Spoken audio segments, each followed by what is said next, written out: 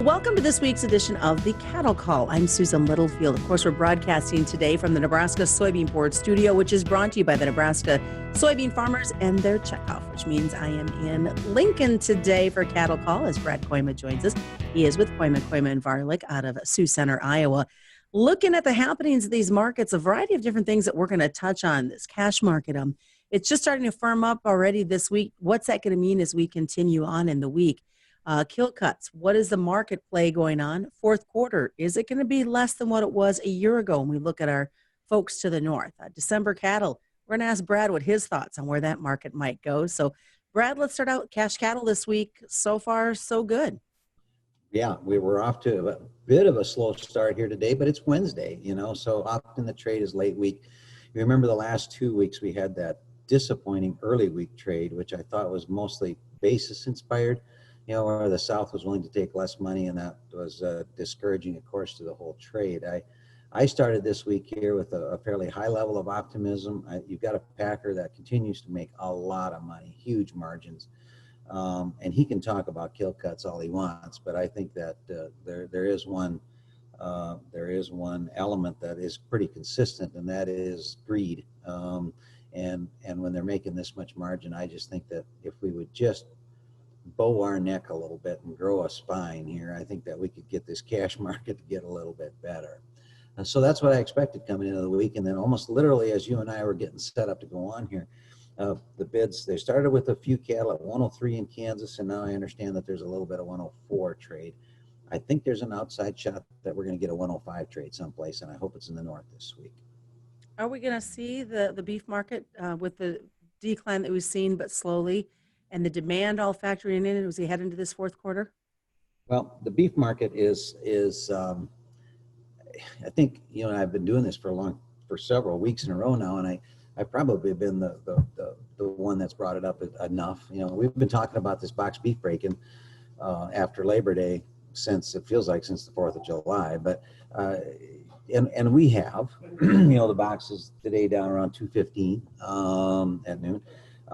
Still a big price. Still a big price when you consider the kind of supply, the kind of beef production we're putting at the market because these weights are so high.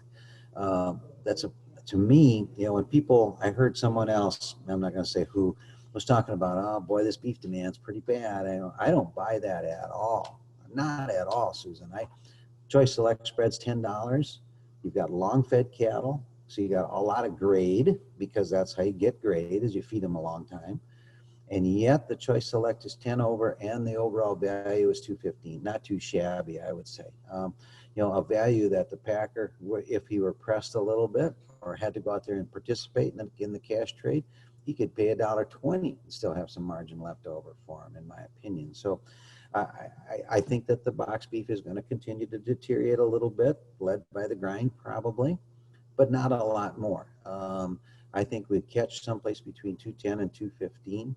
And then we'll see, this without the 100% participation in the restaurant trade, maybe this road's going to be a little more uneven when we get to November, December than we'd like.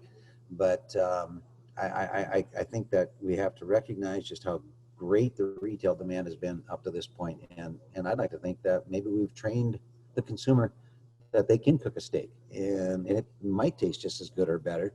And they got more money in their pocket because they did it at home and they haven't done the extra stuff at the restaurant that it cost them. So what you're saying is this is a positive that's come out of this whole COVID pandemic, maybe some benefits to the cattle producer. Yes, I think if there is, that's a great, you're really a silver lining person, but because there isn't much good out of this deal, but I think that potentially is. There is even some talk within the beef industry, Susan, of that change in this whole paradigm a little bit of, you had a 65-35 retail restaurant split to where you may have trained a generation or part of that generation that really never cooked their own steaks to speak of and found out that it does work. And now on top of that, check your own ads, but if you shop a little bit, we've seen in the $6-7 range for strips and ribeyes. I think that product will move at that price. Not when it was $18.99 in the heart of the COVID baloney, but down here, I think that we're priced into a level that the consumer will be happy to spend along with it. So, looking at these kill cuts, since we're talking about Packers and everything that's been going on, was that just a market play of some sort? Well, I got to be a little careful how I say that, but yeah, sometimes I wonder about that. Where I've also heard some stories and talk about some Packers trying to move some cattle forward that were actually scheduled for a couple or 3 weeks down the road. Now they want them now. I have no doubt that there is an element of worker fatigue. They've been driving these guys like a rented mule for, since they got it reopened, trying to kill 6 days a week and killing extra shifts. So yes, I can see that there may be some of that, but I'm hoping that the real story goes back to our first couple of sentences, that greed is the thing that generally runs the show. And if they're still making $300 or $400 a head, I think they'll figure out a way to pay their help a little extra and they'll keep killing them. So the margin's going to continue to be good for the Packers? Maybe not like they are today, but I think they'll be good. Yes. And at some point, what flips that, unfortunately, Susan, is when we change the deal, but there's not enough cattle to fit the shackle space instead of the other way around. Okay.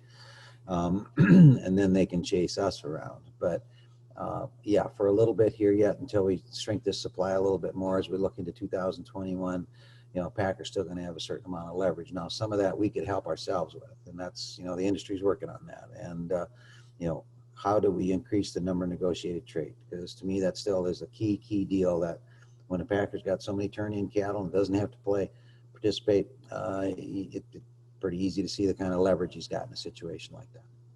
Is there any concern, though, of oversupply for cattle when we look to the north? For me, there is not. I'm an old school fundamentalist, and fundamentals are hard to maybe to accumulate. But I look at the show list that we have right here, which Northwest Iowa, and I got people here that have big show lists, know what the deal is. Our show lists right now are the smallest for this time of year that I can remember. Don't forget that placements in February, March, April, May were almost 1.2 million less than a year ago. Okay. Yes, we carried cattle over because we couldn't get them dead because of COVID. But, okay, so we're into the end of the calf feds. The weights are big because, we fed, just like a calf would be. The weather's been actually pretty good. Cattle perform, at least mine are, really good. So that adds a little bit to the weight deal. But then all of a sudden you get to the horizon and you start to roll over that, where you get to the last of the calf fed deal. I just feel like, particularly November, December cattle, that inventory that we have in my part of the country is very much less than a year ago. So in a perfect deal, we'll go ahead and pull December cattle into November, pull January cattle into December.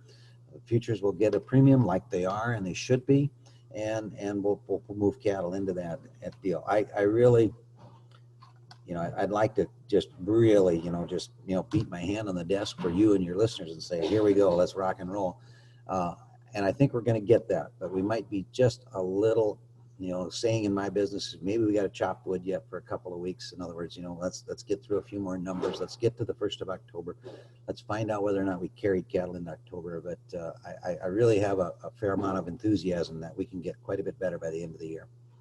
And finally, one question for you, December cattle. Where do you think we're going?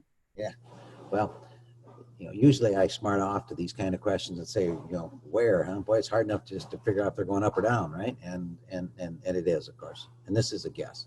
But fundamentally, I think we're going into less numbers. I think demand is good. So, then I pull out the chart book. Then you pull out the technical side of the market and you go, okay, well, we've got 2 big legs up here. Markets often do 3 legs. Often it's like different. So 2 legs are the same, one's different, okay? So if I measure it out that way, I get one objective in the 118 range and one objective just a little bit over 120. So I'll throw that out there. I think that December's have a shot at that 120 level, maybe even with a little luck, a little beyond. All right, sounds good. Thanks so much, Brad. You got it. Thanks. Joining us this week again has been Brad Kooima, and that is this week's version of Cattle Call. I'm Susan Littlefield.